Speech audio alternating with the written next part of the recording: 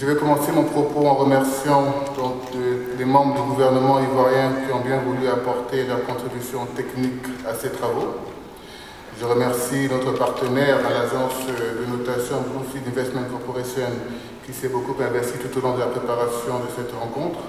Je remercie également nos partenaires qui sont en Côte d'Ivoire et tous ceux qui sont venus de loin pour leur présence ce jour et leurs nombreux conseils qu'ils nous ont formulés au cours de ces derniers mois. Je remercie l'agence de communication et d'événementiel First Communication qui est le régisseur exclusif de cet événement et qui a abattu un travail considérable avec un professionnalisme irréprochable.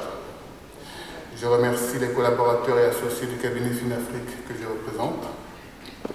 Et je terminerai mon propos en remerciant le co-organisateur de cette édition,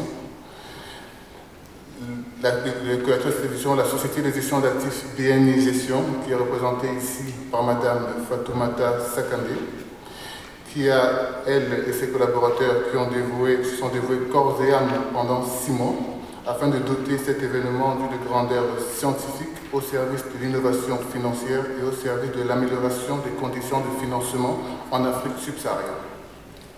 Ces 3 journées seront subdivisées en 9 panels et tables rondes dont les différents sujets s'articuleront principalement autour de 3 grands axes. Le premier sera l'inclusion financière.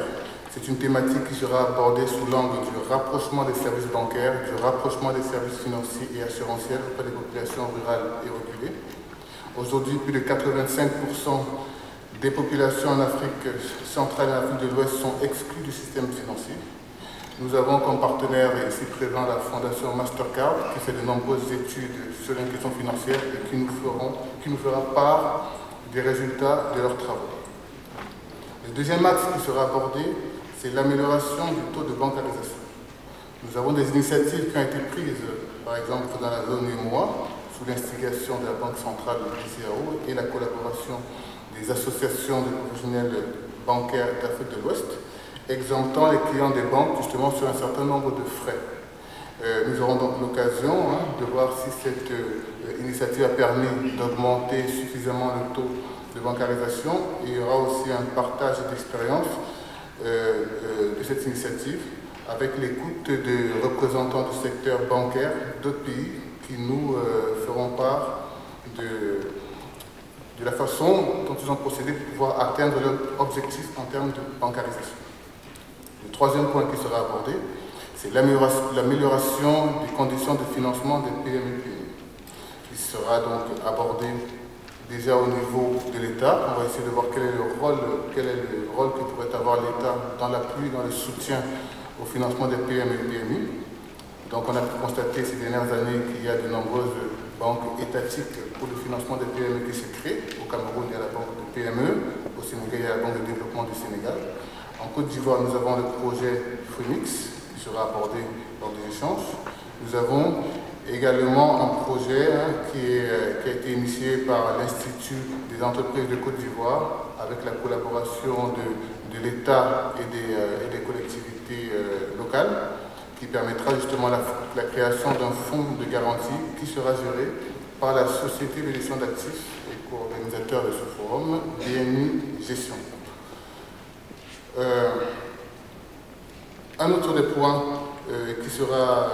un autre des partenaires qui sera présent, c'est la Banque publique d'investissement BPI France, justement, qui nous fera part un peu de ces concepts, de ces mécanismes de financement des PME en France et à l'étranger. Un autre point qui sera largement abordé, ce sont les financements alternatifs, puisqu'il est monnaie courante aujourd'hui que lorsqu'une PME a besoin de se financer, elle fait quasi systématiquement appel au crédit bancaire. Ce sera donc l'occasion d'évoquer d'autres moyens de financement que sont le crédit bail, la finance islamique, le capital investissement et le marché financier.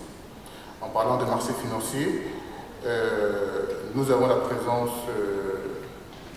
dans cette salle du directeur général, M. Boudundu, de la Nairobi Stock Exchange, qui nous fera part justement, qui est une des bourses de valeurs les plus dynamiques d'Afrique.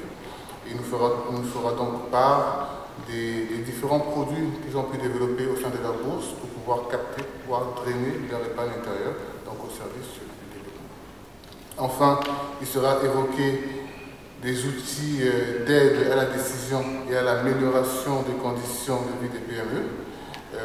Ces outils, donc, à savoir les agences de notation, emprunt des critères d'évaluation contextualisés, et également, il sera évoqué des bureaux d'information sur le crédit, puisque ce sont des bureaux qui sont en cours de mise en place en Afrique centrale et en Afrique de l'Ouest. Nous avons dans l'assistance M. Mathieu Mandin, qui est le président de l'association des banquiers du Cameroun, et qui travaille aussi sur ce sujet, qui pourra nous informer sur son état d'avancement.